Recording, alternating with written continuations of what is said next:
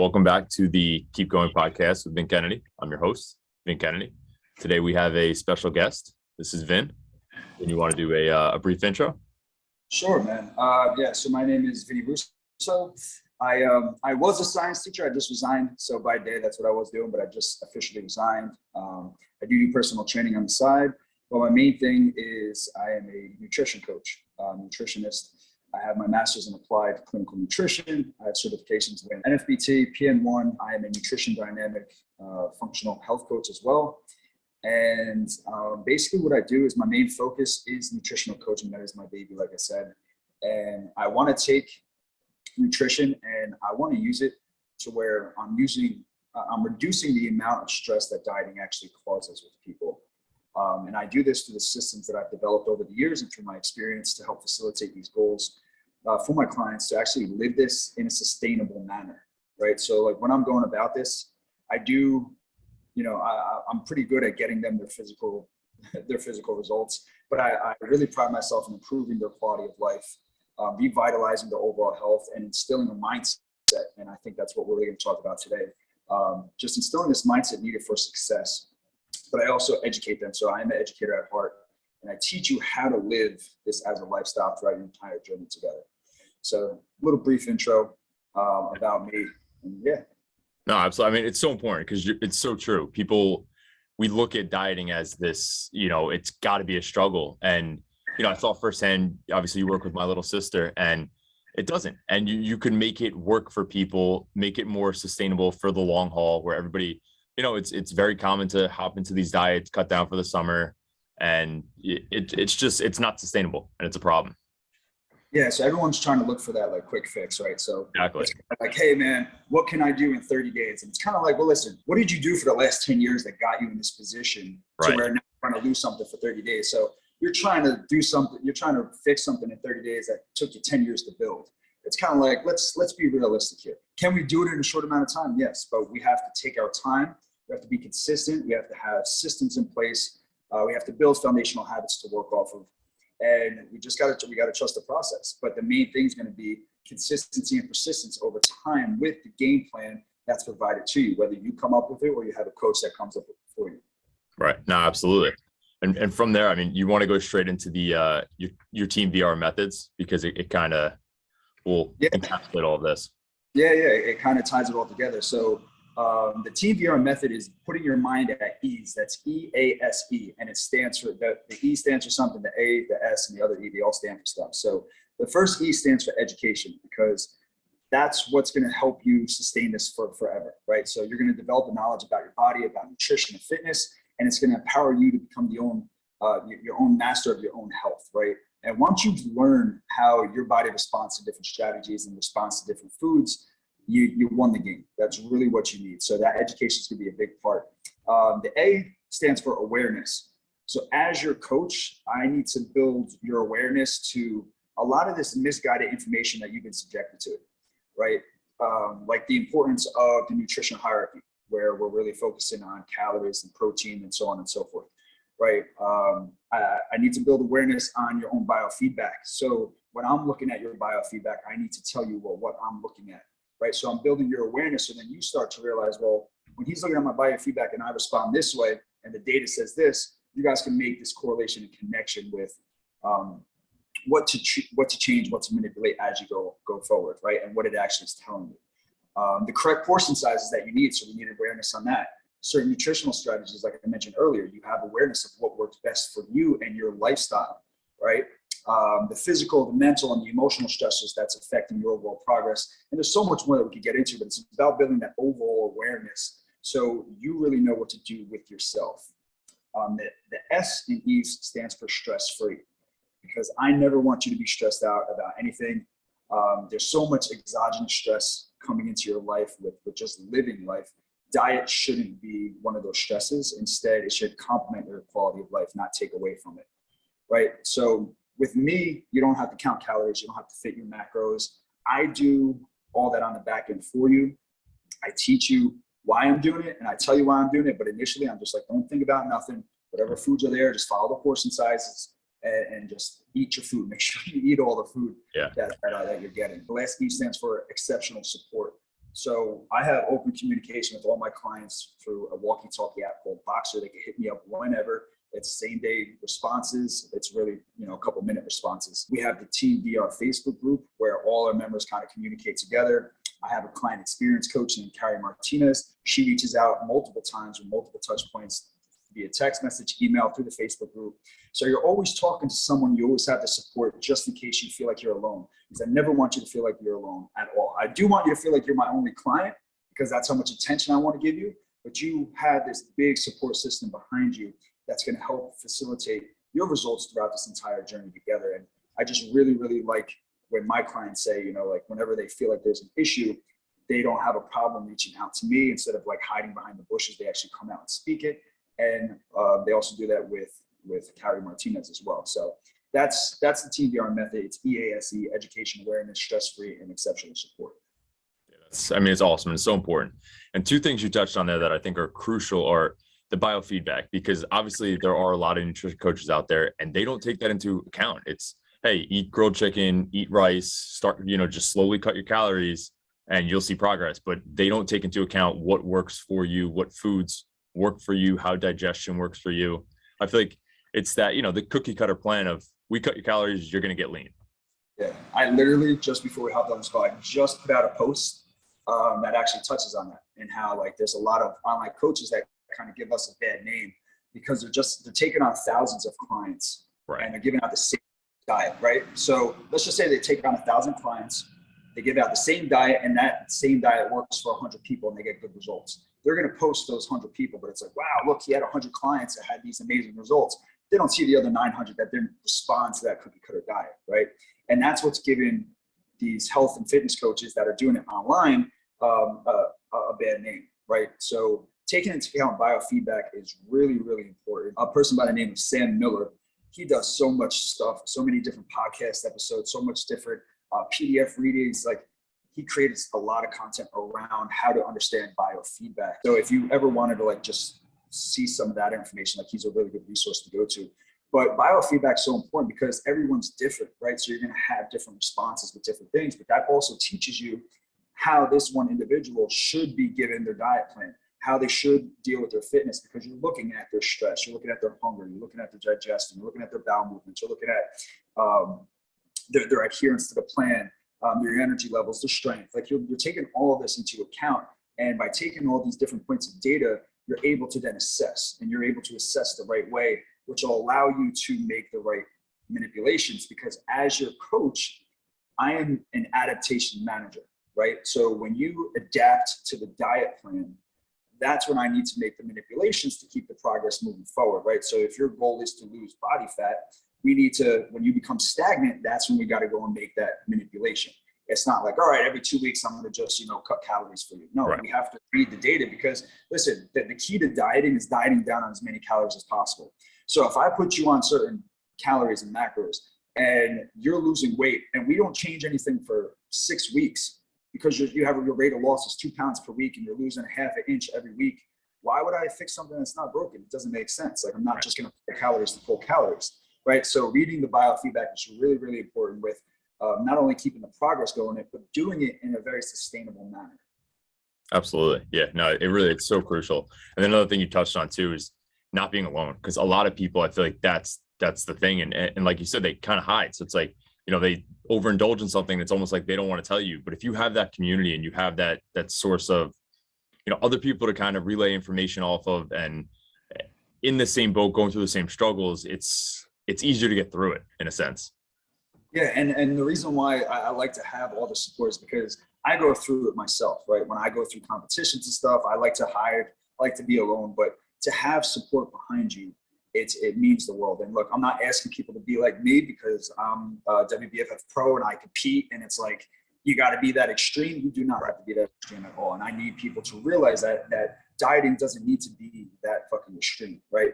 But when you have the support behind you, when you do fuck up, other people, you'll notice everyone else fucks up too. Like, it happens. It's okay. It's about consistency over the period of time, not just how perfect am I on a day-to-day basis, right? So having the multiple touch points with me, like every week I give you a video feedback where my face is on the screen, your tracker's in the background, your check-ins in the background, and I'm going over everything that I see, all the trends that I see. I'm explaining to you what I'm looking at.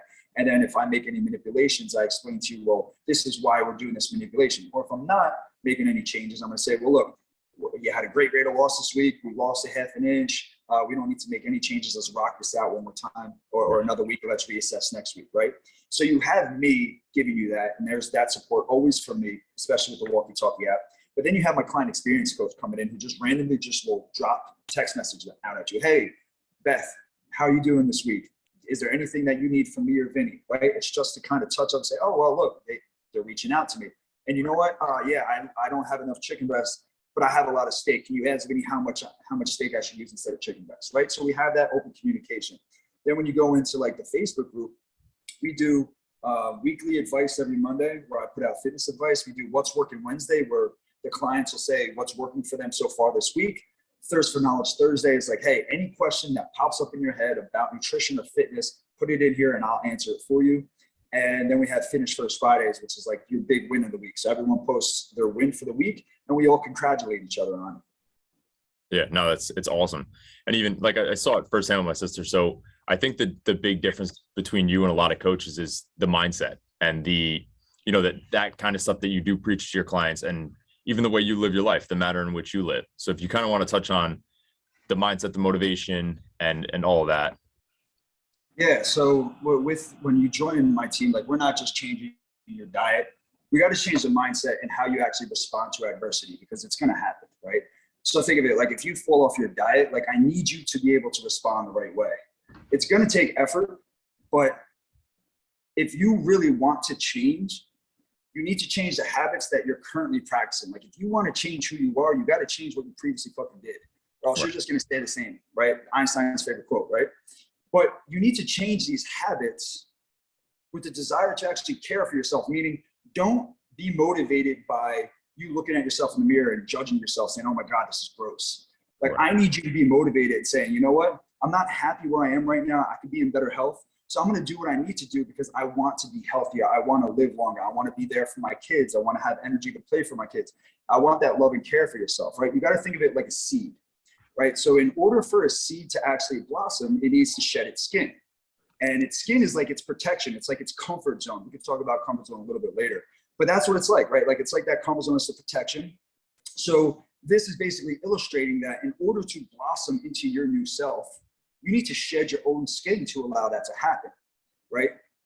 It's kind of like a little transformation, but we got to start with the mind. We got to get rid of that in order to allow you to blossom into this new self. So let's touch a little bit back on adversity. Mm-hmm. When we talk about adversity, we have the power to choose our own responses to situations. Viktor Frankl, well-known author. He went through the Holocaust. He's got some great insight. He's very, very influential. Meaning, yeah. He said, he has a quote where he talks about, I don't know it word for word, but he talks about like how you have a stimulus and you have a response, right? But in between that stimulus and your response, you have the power to choose how you respond, right? So whether it's a split second or a second, whatever it is, you still have the power to choose which way you're going to respond. So if something goes the way that you don't really want it to, are you going to bury or are you going to build? Are you going to bury your head in the sand, or are you going to learn from this and build from it, build your character from it?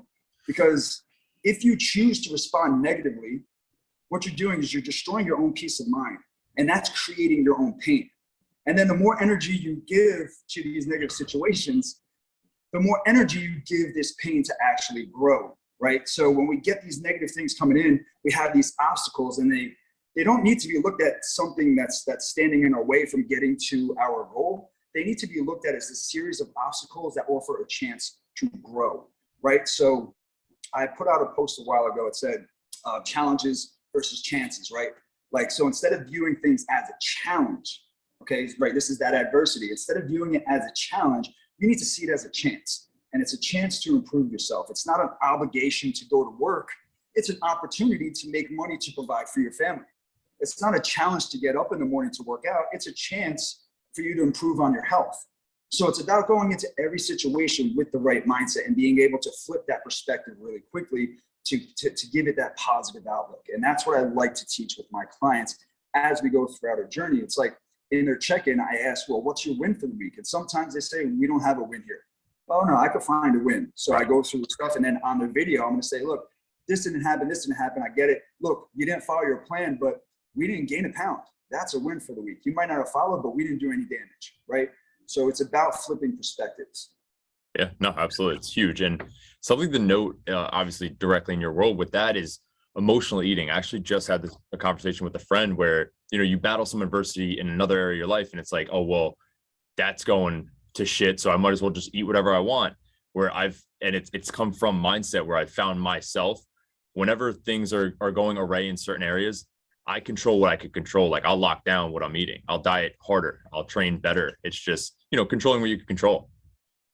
Yeah. And that's the thing too. It's kind of like you have these outlets. A lot of people have outlets, right? Some might be drinking, some might be emotional eating, some might be in getting to work. Like, I know with me, like if I'm upset or if I just feel like a little anxious, I'm getting to work, and it's just going to be work, which right. It might seem like a good thing to people, but it's really not. Like, there's got to be a way to control that. And over time, I've worked on being able to handle that. But with people, and they revert into food, it's just a comfort level for them, right? That's the little comfort zone. Is it something that can throw off their progress? Is it something that they need to change right away? It's something that we need to work on and understand that there's better ways to go about it, right? There's better ways to go about it. Yeah, no, absolutely. And then something else you were talking about earlier was so when people get into dieting, you kind of attack it kind of from the mental side first, which I think is crucial, because a lot of people get into it for the physical changes. And I know for myself, I got into fitness to lose weight initially in college, put on a lot of weight. I started running, lost a lot of weight, and then I started to realize the mental benefits from it. I feel like if you know from the start and you don't fixate on your body, you'll actually get better results. Yeah, listen, the mind is way more powerful than people even give it credit for, man. Right. It really is. And a lot of it comes, and like I keep saying the word, but our perspective, right? Because our point of view creates our reality. So if you view the world through your own filters, right, you're missing out on most of life, right? If you have these own filters and these own preconceptions, you're actually blinding yourself to most of life. And that preconception might be like, hey, I was meant to be fat my whole life.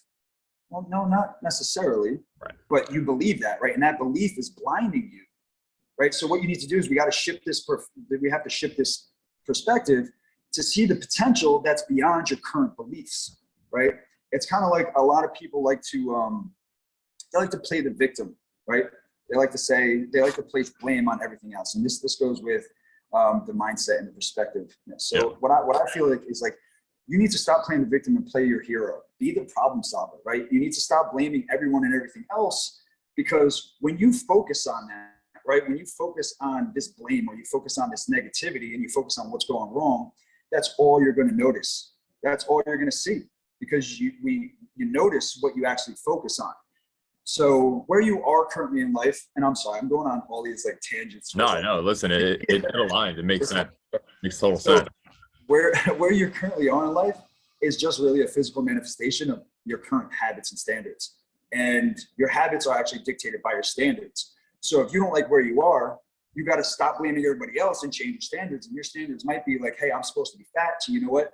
I'm just out of shape right now, but I can definitely get better. Raise your standards. Well, it's the easy thing, right? It's playing victim is the easy thing. And it kind of ties into where we wanted to talk to next, is the comfort zone, where you play victim because it's just easier. It's more comfortable. You don't have to go against the grain. You don't have to do anything different. And it's just giving into your cravings realistically. Yeah. No, without a doubt. And the comfort zone is something that like I preach, like get the fuck out of, like, and that goes with living life too, right? Because I mean, I just broke out of my comfort zone. My comfort zone was teaching. It was a decent salary, but it had really good benefits, and it was consistent money coming in. And right. I was able to do my nutrition coaching with the teaching job. So why not keep both? But I became miserable, right? So I broke out of this comfort zone, and now I'm on the journey or on the path of where I really want to go in life right now. But speaking of discomfort zone, what you have to view is like discomfort, feeling discomfort. That's a sign of growth, as growth is going to be the response to this discomfort. Okay. So what you need to do is, it might sound counterintuitive, counterintuitive, but you want to seek out discomfort because it's going to provide enough stimulus in order for you to evolve, right? So this comfort zone idea, and if we want to bring it to like a bird's eye view and like think about life, this comfort zones idea, it's just like a graveyard for all your dreams, right? Because inside that comfort zone, your dreams, they're going to wilt and they're going to die, right? They just are. You're not going to give it enough sustenance to live. But outside of that comfort zone, right, where you have all this freedom, that's where your dreams will actually live and fly. So the way I want you to think of this discomfort zone is like a rubber band. The further you are away from your comfort zone, the more resistance you're going to feel, right? Because rubber bands are going to pull back. Right. But over time, if you keep pushing past that comfort zone, you keep trying to get out of it, that resistance, it starts to fade. The tension of the band will actually loosen up. So it gets easier and easier to stay outside that comfort zone. And sooner or later, you're going to get so far away from that comfort zone that elasticity, that rubber band, it's going to break. And you are no longer bound by the fear, which actually keeps you there, because that's what's keeping you there. It's not so much like I feel comfortable. It's the fear that you have that something's going to go wrong. It's your worry, right? And why are you worrying? Like, what's the point of worrying? Like, you're worrying about something that might happen, right? So fear is really assuming that the worst is going to happen, but you're assuming that the worst is going to happen. It didn't even happen yet, but you're thinking that it could, right? So why are you spending so much energy and allowing all this negativity into your experience?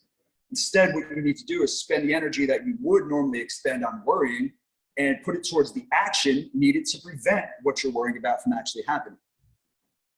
Yeah, no, it's so true. People live in their heads. Honestly, that's what it comes down to. Yeah. Such a big thing.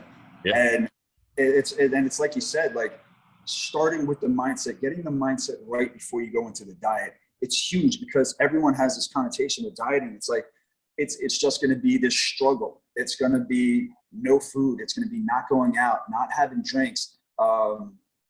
It's going to be like, hey, if there's a wedding, I might not be able to attend. No, it doesn't have to be like that at all. We got to change that mindset about dieting initially, right? When you first start off dieting with me, there's so much fucking food. People say to me, they're like, how am I supposed to lose weight if that's what they're doing? How am I supposed to lose body fat if I'm eating all this food? And I'm just like, listen, we got to fuel you up to bring you down. Just trust the madness right now. Just trust it. I got to change your mindset now. So then I explain to them, well, why? Well, because listen, you're eating low calories. You've been eating low calories for a long time. Only way for me to cut or to go further is to cut calories. And we have nowhere to cut from. It's like pouring from an empty cup. You can't pour from an empty cup. So I got to fill that cup up with calories, bring you up a little bit, get you acclimated to it, and then pull from there in order for us to see results. And it's about making them understand, flipping that perspective, and then having them understand your philosophy and why you're doing that. And then that's what gets them hooked.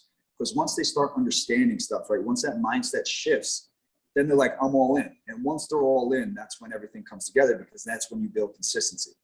Yeah, no, absolutely.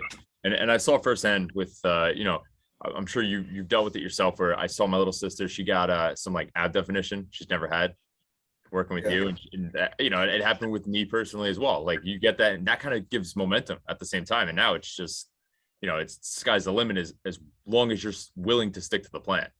And then you touched on something too, where it's living your life. Honestly, it's people's big concerns with dieting and with, doing shows or just anything that seems like it's going to restrict them from going to weddings and enjoying themselves. How do you balance that?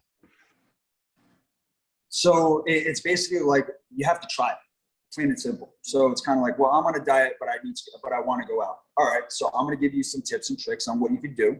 Try it out and let's see what happens. Right? If you come back and you're 6 pounds heavier, we know, well, that strategy wasn't for you. And you probably really can't go out and do all that stuff if you have these certain goals. But let's try it out. And once they try it and they're like, oh, wow, nothing happened. Okay, great. So you can go out and you can diet, right?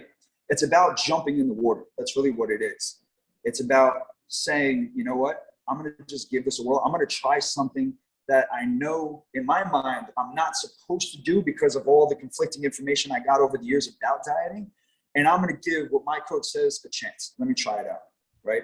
And that's really how I get them to understand. Like I just did this thing, especially around the 4th of July, with protein modified fasts, right? I was big into doing calorie accommodations with like bracket days, where you would take calories down the day before and the day after. So you have a lot of calories, like a bank. You had a bank of calories to use for the day of.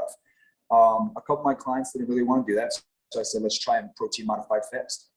And what that is, it's like you're basically eating the protein that you're supposed to have and vegetables until the event, right? So instead of eating your normal pre-workout, post-workout, you're kind of saving those calories for when you actually go and have your barbecue.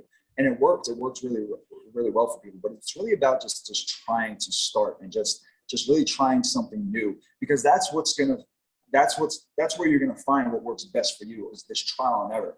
I mean, what I do and what works for me is not going to work for you. Then it might not, right? So we got to try certain different things out.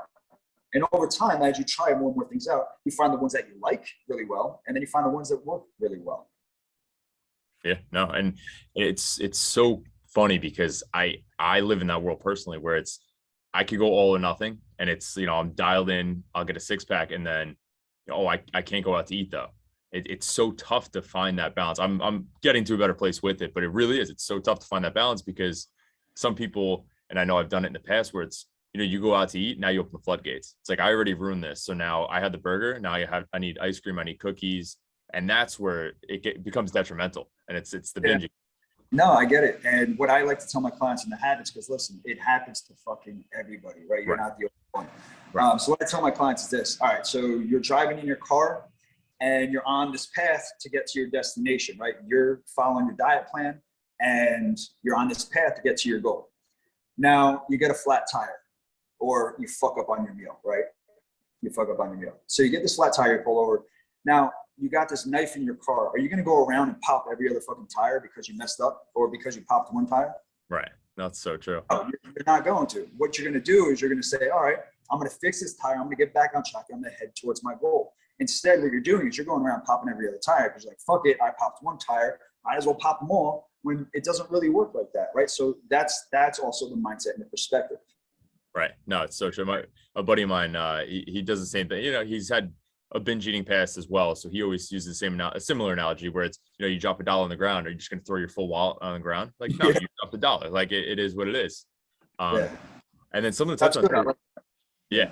But something to touch on as well is that protein. So that's interesting. So what exactly is going on with that? Are they kind of getting full on protein? So then when you go, well, first off, you hit your protein numbers for the day, which is a goal.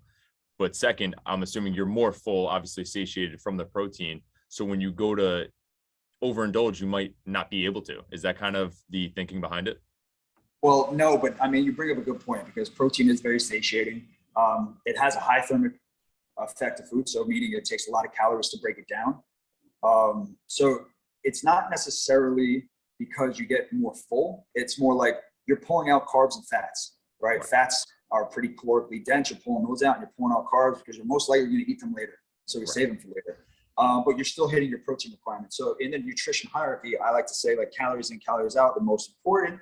Then the next thing you got to hit is your protein, right? That's the main two things that I always want you to focus on and always hit. How you get your carbs and fats in, that's going to, it could vary, right?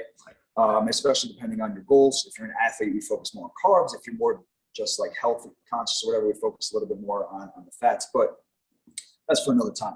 But what you said, it makes a little bit of sense because of how satiating protein is, and vegetables as well, satiating. But it's more or less, let's bank the calories for the event. So if you're going out to eat at night and you're going in, you're going to have drinks, you're going to order appetizers, you're going to have a big cowboy ribeye steak that is full of fat and it tastes amazing, and you're going to have a dessert. Well, throughout the day, whenever you do feel hungry, have some protein with some vegetables. Throw some chicken over some salad. Have some egg whites and spinach and mushrooms. Make a protein shake, right? And what that's going to do is it's going to make you hit your protein requirements for the day. Not your calories so much, but you're going to make up your calories later on in the day. That's really what it's for. Right. It makes total sense. It's something I'm definitely going to use going forward as well. And speaking about people that are completely regimented, obviously we met through JJ. And I mean, that guy is he's been eating out of containers for like his life. I feel like he was born eating grilled chicken and rice. Yeah, man. He's something else, because he just stays lean year round. And I'm just like, it's not healthy because I can't do it. So I'm like, it's not healthy. Let's feed you up. And we feed him up, and he just he just fills out. He doesn't gain fat, like he just fills out. Yeah. And it's so cool to see his transformation, man, because his thing is right now, especially we're working on a lot of mindset stuff, but just seeing his transformation from his body of just being lean and staying like a fit athletic body to actually going into like a competitor's body, and then hitting an off season and seeing him grow the fuck up and see his shoulders down his back, and then cutting him down and still seeing him have that size. But he fell right in line with competing because he just lived that as the lifestyle as it was without even knowing it. So when we had to go and change shit around, like his prep was fucking easy. Right. His prep was easy. I was like, dude, you need like 6 weeks to prep, you're fine. He lives prep. It's crazy. It really is. I'm 6 months, he's 6 weeks. So, yeah. And then you touched on it too. So obviously, you do more mindfulness stuff with your athletes as well. And it's something I noticed with my sister. And I think it's so important because a lot of people just focus on the nutrition or focus on the training, and you really take that extra step to make sure mentally your client's okay. Well, it's more or less, we touched on it before about the mindset and how I go about it with dealing with adversity. But it's really kind of knowing where they are, right? They got to know, I got to know where you are, what you think about nutrition, what you think about yourself, most importantly, because that outlook on yourself needs to change. I'm big into the law of attraction. Not that anybody else has to believe it or not, but I'm big into like putting out positive stuff and just getting it back in return, because that's what you're putting out to the universe. So I don't want you talking negatively about yourself. I need you to see your improvements. And when you say you don't have improvements, I make sure that we realize, well, there were improvements or this did get better, right? Because you mentioned it a little bit earlier.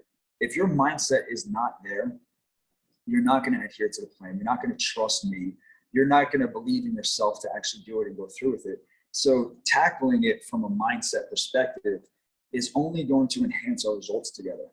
And it's such a big foundation that a lot of coaches, I would say nutrition coaches or diet coaches, that they miss out on because they think it's just about the calories. Where, yeah, in terms of like trying to lose tissue, it is. But if they're not going to adhere to the plan, it doesn't matter what calories you give them if they're not going to follow it, right? So it's really about understanding where that client is, where their mindset is, and then getting it to where it needs to be in order to be successful with the program. So true. And it especially the field you're in, obviously, you could get, it doesn't matter how many clients you get, you need people that are actually going to follow the plan. I mean, you could have the best plan in the world, but if people don't follow it, you're not going to get the results. The last year I've been hopping on potential client calls, and I'll tell them near the end of the call, I was like, look, I don't need more clients. Like my list is just about full. I don't need more clients. I need success stories. So in order for you to be successful, I need you to be ready, willing, and able to make this change. Like, are you willing to do that? Are you willing to kind of go unconventional? Are you willing to eat more food and allow yourself to lose weight? Like, I need your mindset to be in it. And they usually say, yeah, because they're all ramped up and ready to go. Right. So we sign them on, and then there might be some hesitation, but I already know this going in. So because there's some hesitation, we talk about it. All right, look, I am a nutrition coach, but I've dealt with hundreds of clients. So I have a lot of experience talking with people and kind of going through different situations. So when they tell me what's going on, what they're thinking, I'm able to give pretty good advice to allow them to feel more comfortable, more at ease, and just say, hey, all right, let's give this a go, right? Because that mindset's so important in order for me to have success with you. And I don't want you to waste your investment at all. Like, no, please. Like, if you're going to half-ass this, like, don't waste my time, don't waste your money. Like, fuck that. So I need to get your mindset right off the bat. Yeah, no, it's so important. It really is. It's overlooked, unfortunately. Yeah. But I just kind of want to get into some questions. So what is it that you love primarily about what you do? So obviously you switched out of the teaching role. Now you're doing this full time. What is it that really drives you in this industry? I have the ability to positively impact someone's life for the rest of their life, right? So like I told you, I'm into the law of attraction. I do a lot of not self-medication. I do a lot of self-help reading books, and I'm into philosophy and all that stuff. So I really feel like my purpose in this physical world is to heal people with nutrition and empower them with the education and rebuild their confidence through the results that I can provide to them, and then transform their lives by instilling these new mindsets and these new perspectives and creating a healthy body at the same time. So what I love about what I'm able to do is that I can have a positive stamp on someone's life to where they might look back at it and say, you know what, that was a great time in my life, right? And that's what I want. I want people to have a great experience with me, get their health better, So they have more longevity. They have more vitality. Their libido is up. They're feeling better about themselves. That's what I really want. And that's what I love about what I do. Yeah, Especially when I get those messages like from clients and they're having a great week, or like they shoot me something in the morning, like, I can't believe I saw an ad today. Like, I got lines I never seen, like that stuff. I get chills, and like, it's weird because like I had this issue to where like I have trouble crying. Like, I haven't cried in a very long time, but when something resonates with me, I get these chills and my eyes start to tear up. And that's how I know like I'm doing what I'm supposed to be doing. And to have a positive impact, man, I love that. Yeah, that's awesome. I mean, this is the whole premise of this podcast, just to better myself, better people, help people. It's directly aligned. I appreciate your work. So then obviously, you mentioned you're a pro in bodybuilding. What do you love about bodybuilding, and what are some of your personal downsides? All right. So what I love about bodybuilding is, number one, it gives me structure. I love getting myself to a place that some people can't get to. I love the evolution throughout the journey. Initially, when I first started competing, it was really like, I can't wait to get to stage. And then what am I doing afterwards? Now it's like, and that was like the first couple times I did it. Now it's like, there's such an appreciation for how my body changes throughout and the new techniques I learn, how I'm just developing willpower throughout, developing my dedication. That stuff, it doesn't come, you got to work on that, right? And this competing allows that to happen. And it gives me organization, gives me structure in my life. That's what I love about it. I love the camaraderie with the competitors as well. Like, we all have a really good time. We're all similar cases. We're all dealing with the same shit, going through the same stuff. Right. So we resonate really well with each other. So I love that aspect of it. What I hate about it is that it's very subjective, especially with this last competition that I was in. It kind of broke my heart a little bit because like my coach was like, hey, why are you competing in a league to where they gave the hardest, leanest person on stage third, And I was just like, I mean, you are my coach, so I understand like the bias. But he's really good at what he does, and he doesn't bullshit ever. So if I didn't look the part, he would have said, nah, man, like, yeah, you deserve that. Right. But it's very subjective. And that's the problem. Like, there's no set, this is exactly what you have to look like. And then you can mold yourself to that look in order to get a victory. But then that's what it all becomes about. It becomes about that victory. And when you don't get that victory, it's like, oh, well, what the fuck am I doing? It's wait, remind yourself of what you just went through and how dedicated you were and how your body just changed and evolved. And then I did a side-by-side of last year in August to this year in June. And my body, I just look like a man now. Like, I look a lot bigger. I put on a lot of muscle and I was leaner. And I was just like, damn, that's a win to me. What I love about it, the structure, the organization, the evolution that you have throughout the entire journey, and what you put yourself through and how you're able to build dedication and willpower throughout that time. What I hate about it is the subjectivity, right? Just the final result is subject to another person's opinion of everyone on stage. Right. So true. And it's tough. And it's funny because I feel like from that, you're kind of giving yourself that adversity and you battle it and you grow from it. And kind of, the whole mindset thing as a whole is that's how you grow. That's how you push yourself. So it's cool. It's cool to see it. And obviously your body transforms as well. Yeah, man. And something you touched on earlier with it was people focus on what am I going to eat after the show, or where am I going to go drink? And it's, it shows maturity that that's not your fixation anymore when it comes to competing. Yeah, look, food, alcohol, that's going to be there, man. But you got to understand what you're putting yourself through. Don't look past that. Like, when you get on stage, own that stage, because you just went through 5 months. In JJ's case, 6 weeks. But you just went through 5 months of putting yourself through a struggle. Own that fucking stage when you get on there. So don't worry about what you're going to do afterwards. Worry about what you're doing on that stage until it's over. Because when it's over, then you could go and enjoy yourself. But focus on the task at hand. Yeah, no, absolutely. And from that, obviously, you're already a pro, but what are some of your long-term goals or your big goals? Yeah, so basically it's building my legacy, man. So with Teamvr, I want to keep building it out. I want to bring a physician on board. I want to grow coaches underneath me so we can help more and more people at once, because I limit myself to 75 clients per time. So I want to do that. I want to build this empire that I'm starting with with the real estate endeavor that I just started tapping into. And then overall, I want to create this new wellness company that's going to change the fitness game. So I have these visions. I'm going to just game plan it and get towards it, man. But it's really about building my legacy and trying to help as many people as I can at once. Awesome, man. I'm excited to see what the future holds for that. Sounds, Say it again. I said, I'm excited to see what the future holds for that. Some big plans. It's cool. Oh, yeah, man. Yeah. Now, listen, you got one life to live, man. And like, I could go on a tangent. I could go on a tangent here with living your life. Yeah. You got to think about it, man. Like Benjamin Franklin said it the best. He goes, most of us die at 25, but we aren't buried until we're 75. Right. Let that sit in, because that means that we just conform to a life that we actually don't want. Right. We have all these dreams and these aspirations, but we're held back by this fear and worry, and we're held back by this comfort. I once heard this quote, and I'm not sure who said it, but they said the best ideas are found in the graveyard, meaning people don't take action, right?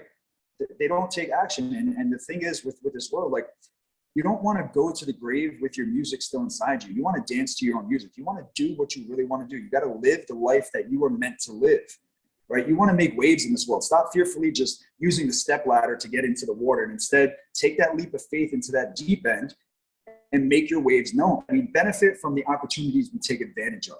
If we wait for them to present ourselves, then we're never going to get ahead. So the secret to getting ahead is to fucking start now, right? If you're not starting now, that just means you're procrastinating. And procrastination is the killer of every dream that you could have. It's the main ingredient in the recipe for failure. So people, and what's wrong with some people is that they don't really take action unless they see that reward being bigger than the pain, right? Like they got to have a reward that feels more than the pain. But here's the thing, the pain of pushing yourself and doing stuff a little bit outside your comfort zone, that's less painful than the regret of never doing it, right? Like the fear, the pain of failing is less painful than the regret of you never even actually trying. I'm a big guy on quotes, if you haven't noticed yet. I love them too. Yeah, listen, it's so true. I mean, even starting this, a lot of people, it's that comfort zone, but you also, they worry too much about other people and what they're going to say and their take on things, when it doesn't matter. You're not in other people's heads anyway. You'll never know their actual thoughts. So why let it stop you? Exactly. You just fucking hit the nail right on the head. Like, why are you worried about what some other person's thinking? Right.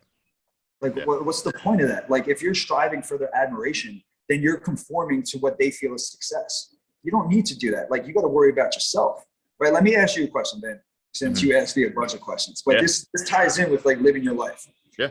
If money was non-existent, like there was no such thing as currency at all, what would you be doing with your life? I have to be honest, and I ask myself this all the time, and it's not that far off, and I'm working towards building it. And I would still run marathons. I would still lift every day. I would still do majority of the things I do. And that's, it's not easy to step outside of the complete norm as far as like, you do need some source of income. So it is tough to answer that question, obviously, but I'm trying to build things in the back end that will eventually just take over, where I don't have to, worry about money. And I would still do this podcast. I mean, obviously I generate nothing from this podcast. I get to, talk to cool people and learn insight from people like yourself, and it's helping people. And I think that's ultimately the answer to that question, is I would still try and help people in any way I can. Yeah. And that's the thing. It's like, when I put that out there, it's like, whatever your answer is to that fucking question, that's what you should be doing. Right. Plain and simple. Like, if money was non-existent, I would have never went into teaching. Like, right. I mean, I liked the education aspect of it, but I hated being confined to a classroom, you know? So like, what is my answer? I'd be helping people with nutrition, just like I'm doing. I'd be trying to put as much information out there as possible, as much content out there as possible, as much mindset, perspective, information as possible, right? That's what I would be doing. Yeah, so we're both in a similar situation where we're not where we can be, but that's going to take, we're still on that path, right? We're on the path towards that goal. And that's the key thing. Like, that's where you should be in line, and what you're trying to do, you should be in alignment with that. Yeah, no, absolutely. And I stepped out of it too. I mean, I was a police officer, so obviously on the job, it's not safe, but the benefits, it's a very safe career as far as financially. So, and I couldn't do it because I knew it would be holding me back from what I could potentially build. And in my new role, frees up my time a little bit. Now I have a chance to kind of, dip my toe in other waters. So yeah, and you just said like holding you back, right? So like one thing that I noticed too, and Tony Robbins actually says it the best. He says that like, we focus more on our past than we do our present, and that's preventing us from actually living our life. That's actually holding us back. Right. So it's literally like, stop living in the past. Like, they make the windshield bigger than the rear view mirror for a reason, right? Because that's where you need to be going. You need to be going forward. And the only way to actually move forward is to let go of the wounds that hold you back. So if you're stuck in your past and you're worried about things that happened in your past, and you're letting that preventing you from moving forward, you're just doing yourself a disservice, right? Think about it. Think about like monkey bars. In order for you to move forward, you got to let go of the bar that you're currently holding in order to move forward and put those bars behind you, right? And that's how you got to live life. Like, anything in your life or in your past that might have caused you some pain, discomfort, or whatever, it's time to forgive and move forward, and you got to go on with your life and stop letting these things hold you back from what your true potential actually is. Right. And it goes right back to what we've been saying, is the comfort zone. And that's where people die, honestly. And that's where they let their dreams die. And lastly, so it is the Keep Going podcast. So what do you find keeps you going? Oh, wow, that's a good one. So my biggest fear in life is being average. My standards keep recalibrating with every accomplishment that I have. So it's kind of like I always need to just keep evolving, right? So there's something called Hedonic Adaptation. And that just means basically we're always looking for something better. It's like a kid, when it gets a toy, it plays with it for a little bit, then it gets bored of it and wants something better, right? And the way I'm looking at it, and it's not a great thing to have as a quality, but it could be looked in two different ways. But the way I see it is like, once I reach the top of one peak, right, I reach a goal, out in the distance, there's another peak. Right. And guess what? I got to go fucking climb it. That's just me. That's what I am. So there's another peak in the distance. So I got to go after it. But that's what's helping me stay away from being average, right? I need to keep evolving. I need to be becoming better, smarter. Like, when I compare myself to my standards or to what I was last year, I need to be better somehow, right? That's why I got such a fulfilling effect when I compared my photo this year of me competing to last year, because I improved. If I didn't see improvement, man, I would have been fucking devastated. But it's always that evolution. So yeah, the thing that keeps me going is my fear of being average, dude. Yeah. No, that's awesome. And I love a quote. It's, top of one mountain is the bottom of the next. It kind of hits. Yeah, the peak. Yeah. Absolutely. It's the truth. It really is. And it's about bettering yourself. And just leave off with this. It's a lot of people. I was in that world where you go out every weekend and you stay in this hamster wheel. And obviously we both kind of stepped outside of that. And you want to do new things. You want to have new experiences, and you can't do that just staying in the same place. Exactly, man. Go out, experience this world, because the way I'm looking at it, you got one life to live. So live it up. Absolutely, man. Honestly, really appreciate the time. And where can people find you? So my website is Vinny Russo. That's VINNYRUSSO.com. So VinnyRusso.com is my website. You can go check out my philosophy on there about dieting, progress photos, video testimonials. My contact information's on there. My big source of content is Instagram. So that's Vinny Russo _WBFF Pro. I got a TikTok too. I don't know what the name is off my head. Just you can go on my link tree in my Instagram bio and it's there. And yeah, that's like my main sources of content. But I'm a big Instagram guy. So if you want to DM me, if you want to follow me, we can follow each other back and forth. That's cool too. Awesome, man. Again, really appreciate it. For everybody watching, please like, comment, subscribe, and share. Thank you, man. Thank you again, man. Really appreciate your time. I appreciate you having me on, brother. Thanks, man. Of course.